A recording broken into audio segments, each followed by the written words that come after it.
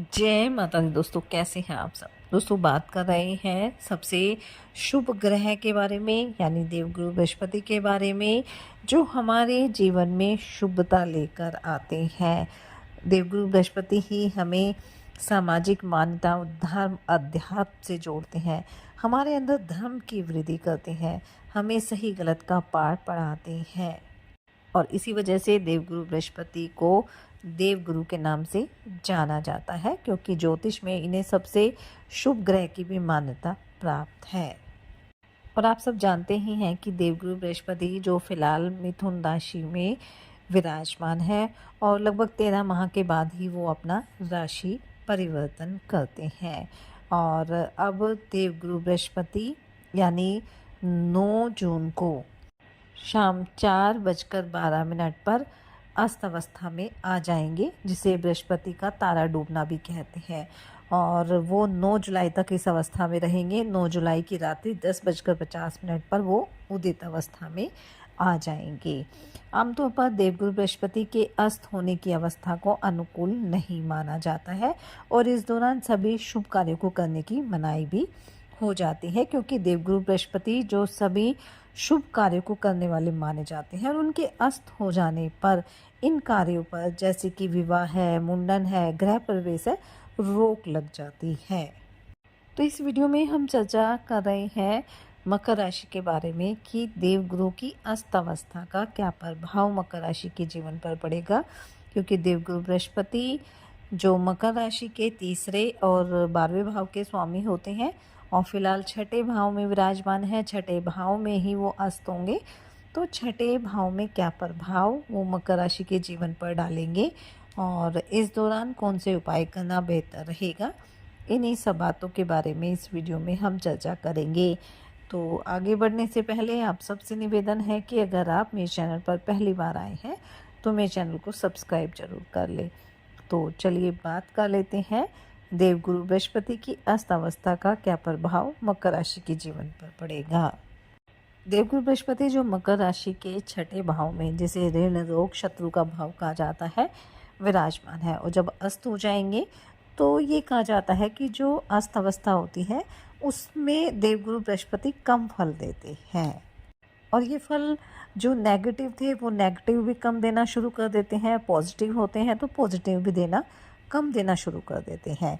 तो इस अस्त अवस्था के दौरान कहीं ना कहीं जो देवगुरु बृहस्पति आपको नकारात्मक रिजल्ट दे रहे थे, कार्यों में रुकावट आ रही थी, अपेक्षित लाभ नहीं मिल पा रहा था, तो उनमें कमी देखने को मिलेगी। लेकिन फिर भी कहीं ना कहीं देवगुरु बृहस्पति की अस्त अवस्था आपको सावधानी के संकेत भी दे रही है। एक तरफ अस्त अवस्था में जहां देवगुरु बृहस्पति नौकरी में आपको अच्छे रिजल्ट दिलाएंगे, तो वही स्वास्थ्य संबंधी समस्याओं का सामना भी आपको करना पड़ सकता है। पेट से संबंधित कोई परेशानी आपके साथ हो सकती है। अगर आपको कोलेस्ट्रॉल की समस्या है या कुछ खान पान से संबंधित जैसे एसिडिटी है या अपच, इस तरह की समस्याएं हैं, तो ये आपकी परेशानी का कारण बन सकती है। इसलिए इस दौरान खास तौर से आपको अपने स्वास्थ्य का ध्यान रखना होगा, खान पान का ध्यान रखना होगा और योग, ध्यान, मेडिटेशन भी करना होगा। साथ ही साथ डॉक्टरी परामर्श भी लेना होगा ताकि आपका स्वास्थ्य हर तरह से उत्तम बना रहे। इस दौरान किसी भी तरह का महत्वपूर्ण निर्णय अगर आप लेने जा रहे हैं तो उसमें थोड़ी सावधानी बरतें, अपने बड़ों की सलाह लें और जल्दबाजी में आकर किसी तरह का निर्णय ना करें तो ज़्यादा बेहतर रहेगा। और क्योंकि देवगुरु बृहस्पति की अस्त अवस्था के दौरान किसी भी तरह के शुभ कार्य नहीं किए जाते हैं, तो अगर आप गृह प्रवेश करना चाह रहे हैं, नया घर खरीदना चाह रहे हैं, तो जुलाई तक आप रुक जाए। आने वाला समय आपके लिए और भी अच्छा रहेगा, तब आप इस तरह के कार्य कर सकते हैं। विद्यार्थियों के लिए समय अच्छा रहेगा। प्रतियोगी परीक्षा में आपको सफलता प्राप्त होगी और कहीं अच्छी जगह आपका एडमिशन भी हो सकता है। कोई रिजल्ट आना है जॉब के लिए तो वो भी आपके लिए पॉजिटिव रहने वाला है। करियर की अगर बात करें तो उतार चढ़ाव की स्थिति बनी रहेगी, थोड़ी चुनौतियां आपके सामने आएगी, लेकिन अगर आप धैर्य बनाकर चलेंगे तो किसी तरह की समस्या आपके साथ नहीं होगी। आर्थिक स्थिति अच्छी बनी रहेगी, धनागमन के नए नए सोर्सेज मिलेंगे, इससे आय में वृद्धि भी होगी, लेकिन अचानक से बड़े खर्चे के योग भी बन रहे हैं, इसलिए बजट बना लें और जो भी फिजूल खर्ची है उन पर थोड़ा नियंत्रण करके चलें, ताकि आपको भविष्य में भी किसी तरह की आर्थिक समस्या ना हो। इस दौरान देवगुरु बृहस्पति नक्षत्र परिवर्तन भी करेंगे। 14 जून 2025 को देवगुरु बृहस्पति अपना नक्षत्र परिवर्तन करेंगे और वो आर्द्रा नक्षत्र में प्रवेश करेंगे, और जहां वो 12 अगस्त 2025 तक रहने वाले हैं। और आपको ये भी बता दें कि ये जो नक्षत्र है वो विद्रोह और तकनीकी उथल पुथल का प्रतीक माना जाता है। आपका जो दाम्पत्य जीवन है वो सुखद रहेगा, आपके रिश्तों में मजबूती रहेगी, और जीवन साथी के साथ मिलकर आप किसी कारोबार की शुरुआत भी कर सकते हैं। एक दूसरे के प्रति जिम्मेदारी निभाने का भाव भी आपके अंदर रहेगा। वहीं नौकरी पेशा लोगों के लिए समय सामान्य रहेगा, क्योंकि कहीं ना कहीं सहकर्मियों के साथ किसी बात को लेकर कुछ अनबन हो सकती है, या कुछ आपकी जो आइडियाज़ हैं वो एक दूसरे से मैच नहीं करेंगे।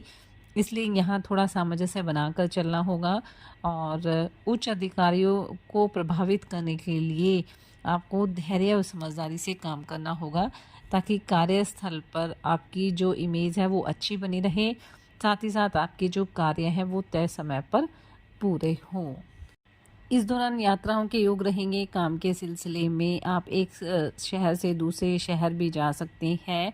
यात्रा लाभकारी रहेगी, बस यात्रा के दौरान आपको अपने स्वास्थ्य का ध्यान रखना है, क्योंकि अस्त अवस्था के दौरान विशेष रूप से आपको अपने स्वास्थ्य का ध्यान रखना है।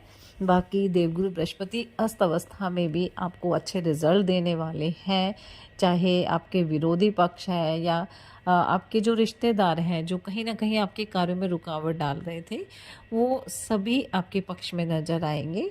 पर जितना आप समझदारी से काम करेंगे, जितना आप धैर्य बनाकर चलेंगे, समय आपके लिए उतना ही अच्छा रहने वाला है। तो इस दौरान आप योजना बनाएं, किसी तरह की बड़ी खरीदारी ना करें, कोई बड़ा निवेश ना करें, बस योजना बनाएं, अच्छी तरह से स्टडी करें, और आने वाले समय में आप उस पर कार्य करें, आपको लाभ की प्राप्ति होगी। साथ ही देवगुरु बृहस्पति को प्रसन्न करने के उपाय आप अवश्य करें। गुरुवार के दिन देवगुरु बृहस्पति की पूजा अर्चना करें, उनके बीज मंत्र का आप जाप कर सकते हैं। गुरुवार के दिन पीले रंग की चीज़ों का आप दान कर सकते हैं। विष्णु सहस्त्रनाम का आप पाठ करें, ये भी आपके लिए लाभकारी रहेगा। गुरुवार के दिन गुड़ और चने की दाल से आप केले के वृक्ष की पूजा कर सकते हैं, इससे भी आपको अच्छे रिजल्ट मिलेंगे। और गाय को आप भोजन कराएं, अपने बड़ों का सम्मान करें, उनसे आशीर्वाद लें, इससे देवगुरु बृहस्पति की कृपा दृष्टि आपके ऊपर सदैव बनी रहेगी। देवगुरु बृहस्पति की अस्त अवस्था में भी आपको अच्छे रिजल्ट मिले, इसी मंगल कामना के साथ जय माता दी।